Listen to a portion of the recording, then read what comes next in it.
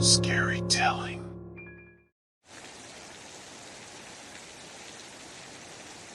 I had always been close with my parents, especially my dad. So when he told me he had a surprise for my mom on Valentine's Day, I was excited for him. But little did I know, his surprise would lead to one of the most traumatic experiences of my life. My dad had rented a gray suit for his date with my mom that night, and I could tell he was nervous but also excited. As he got ready, my mom seemed increasingly upset and distant. I didn't think much of it at the time, assuming she was just having a bad day. But as the day went on, things only got worse. My mom wouldn't stop crying, and my dad seemed increasingly agitated. I tried to ignore it and go about my day, but the tension in the house was palpable. Finally, my dad left to pick up my mom for their date. I remember feeling a sense of relief that they were finally getting out of the house and maybe things would calm down. But little did I know, the worst was yet to come. After a few hours, I heard a commotion in the house. At first, I assumed my parents had just gotten back from their date and were arguing about something trivial. But as the noise grew louder, I realized something was seriously wrong. I rushed to the source of the noise and was met with a scene straight out of a horror movie. My dad was lying on the floor, covered in blood, with a long gash in his neck. My mom was standing nearby, holding a bloody kitchen knife, with a blank expression on her face. I was frozen in shock and horror. I couldn't believe what I was seeing. My dad was always the one who held our family together, and now he was lying on the floor, barely conscious. My mom didn't say anything at first, just stood there with the knife in her hand. I remember feeling like I was in a daze, like this couldn't possibly be real life. But as I saw the blood pooling around my dad's body, I realized that it was all too real. I tried to approach my mom to ask her what had happened, but she just stared at me with hollow eyes. She seemed to be in some kind of trance, disconnected from reality. It wasn't until later that I learned the truth about what had happened that Valentine's Day. My dad had planned a secret date with another woman, and my mom had found out. The stress and heartbreak of his betrayal had pushed her over the edge, and she had lashed out in a fit of rage. But in that moment, all I knew was that my dad was dying on the floor and my mom was holding the murder weapon. The horror and trauma of that Valentine's Day would stay with me forever. I stood there in shock, looking down at my father's limp body as blood poured out of his neck. My mind was racing, trying to process what had just happened. It felt like a nightmare, but the sight before me was all too real. I looked over at my mom, who was still holding the bloody knife. She had a blank expression on her face, like she was in a trance. I tried to approach her, to ask her what had happened, but she just stared back at me with empty eyes. "Mom, what did you do?" I asked, my voice trembling. No response. I took a step closer, but she didn't move. It was like she was frozen in time, stuck in that moment when she had lashed out and attacked my father. I felt a wave of panic wash over me. What was I supposed to do? My dad was dying on the floor, and my mom was standing there like a statue. I wanted to call for help, but my phone was upstairs in my room. I didn't want to leave my dad alone with my mom, but I knew I had to do something. I slowly backed away from my mom, keeping my eyes on her as I made my way upstairs. Every step felt like it took an eternity. I was afraid that at any moment, my mom would snap out of her trance and attack me too. When I finally made it to my room, I grabbed my phone and dialed 911. My voice was shaking as I told the operator what had happened. They told me to stay on the line and wait for the police to arrive. I made my way back downstairs, taking deep breaths to try and calm myself down. But as I reached the bottom of the stairs, I saw something that made my blood run cold. My mom was holding the phone, waving it around frantically. She was talking to someone, but it wasn't the operator. It was like she was having a conversation with someone who wasn't there. "Look at the phone, Jesse. Look at the phone," she yelled, her voice rising with each word. I didn't know what to do. My mom was completely out of control, and I was afraid for my own safety. "Mom, please put down the phone," I said, my voice barely above a whisper. But she didn't listen. She just kept waving the phone around, yelling and screaming like a mad woman. And then, suddenly, she stopped. Her movements came to a complete halt, and she turned to look at me. I could see the unsettling smile spraying across her face, and I felt a shiver run down my spine. "This isn't my fault, Jesse. You believe me, don't you?" she said, her voice almost a whisper. I didn't know what to say. I wanted to believe that my mom was innocent, that she had just snapped under the pressure. But I couldn't ignore the fact that she was holding the murder weapon. I don't know, Mom," I stammered. And then, without warning, she lunged forward with the knife. The memory of my mother lunging towards me with the bloody knife was etched in my mind. I managed to dodge her attack and run outside the house, where I waited for the police to arrive. The police arrived shortly after and took control of the situation. My father's body was taken away, and my mother was taken into custody. I was questioned by the police, but I couldn't say much. I was still in shock, trying to make sense of what had happened. As the investigation unfolded, I learned more about my mother's struggles with mental illness.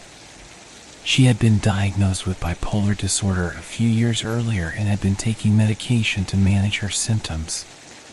But in the weeks leading up to my father's murder, she had stopped taking her medication. The stress and heartbreak of my father's betrayal had pushed her over the edge. She couldn't bear the thought of losing him, and the rage inside of her had exploded. I was devastated to learn about my mother's struggles, but I also felt a sense of relief. It wasn't her fault that she had acted out of control. It was her illness that had caused her to snap. But even with that knowledge, it was hard to shake the horror of that Valentine's Day. I had lost my father, and my mother had been taken away from me too. As the investigation continued, I was questioned by the prosecution and defense lawyers. It was a painful process, reliving the trauma of that day over and over again.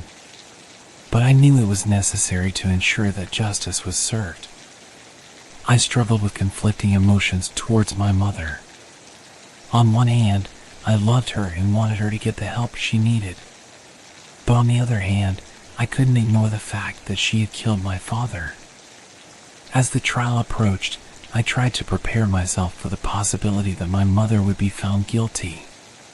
It was a hard pill to swallow, but I knew that she had done something terrible and needed to be held accountable for her actions. But despite all the evidence against her, my mother refused to accept responsibility for what she had done. She continued to deny any wrongdoing and insisted that it wasn't her fault. It was heartbreaking to watch her spiral further and further into denial. I knew that she needed help, but I also knew that she couldn't be allowed to walk free after what she had done. As the trial concluded, my mother was found guilty of murder and sentenced to life in prison. It was a bitter pill to swallow, knowing that she would spend the rest of her life behind bars. But even with the verdict, I knew that the horror of that Valentine's Day would stay with me forever. I would never be able to forget the sight of my father lying on the floor, or the sound of my mother's hollow voice denying any responsibility for his death. It was a tragedy that would define the rest of my life. But I knew that with time and support from loved ones, I could learn to live with the horror and move forward. The day of the trial arrived, and I was nervous. I knew that testifying against my own mother would be one of the hardest things I would ever have to do. I took the stand, and the prosecutor began asking me questions. They wanted to know every detail about the day my father was murdered. It was hard to relive the trauma of that day, but I knew it was necessary to ensure that justice was served. I described the scene in vivid detail, from the sound of my father's labored breathing to the look on my mother's face as she stood over him with a bloody knife. As I spoke, I could see my mother out of the corner of my eye. She was staring at me with a look of disbelief, like she couldn't believe that I was testifying against her. The defense lawyer asked me questions next. They tried to paint my mother as a victim, someone who had been pushed to the brink by my father's infidelity and her own struggles with mental illness. It was hard to hear my mother being portrayed in that way. I knew that she had been struggling, but I couldn't ignore the fact that she had killed my father. The trial continued for several weeks, with witness after witness being called to the stand. It was a grueling process, and I struggled to keep my emotions in check. But in the end, the verdict was clear. My mother was found guilty of murder, and the judge sentenced her to life in prison. It was a bittersweet moment. I knew that justice had been served, but I also knew that my mother's life had been ruined. She would never be able to come back from what she had done. I visited my mother in prison a few times after the trial. It was hard to see her in that environment, surrounded by other inmates and prison guards. She seemed different, like the spark had been drained from her. She still denied any responsibility for my father's death, but it was clear that she was struggling with the reality of her situation. I tried to be there for her as much as I could, but it was hard. The pain of losing my father was still raw, and the knowledge that my mother had caused his death was a weight that I carried with me every day. As the years went by, I tried to move on with my life. I went to college, got a job, and started a family of my own. But the memory of that Valentine's Day would always be with me. I tried to find solace in therapy and support from loved ones.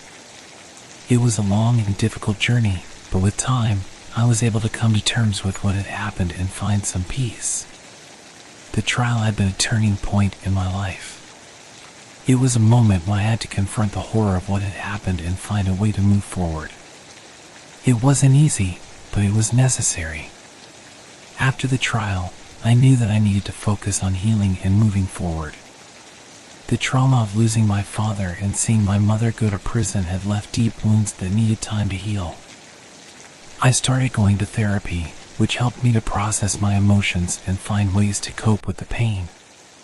It wasn't easy, but it was a necessary step towards healing. I also leaned on my family and friends for support.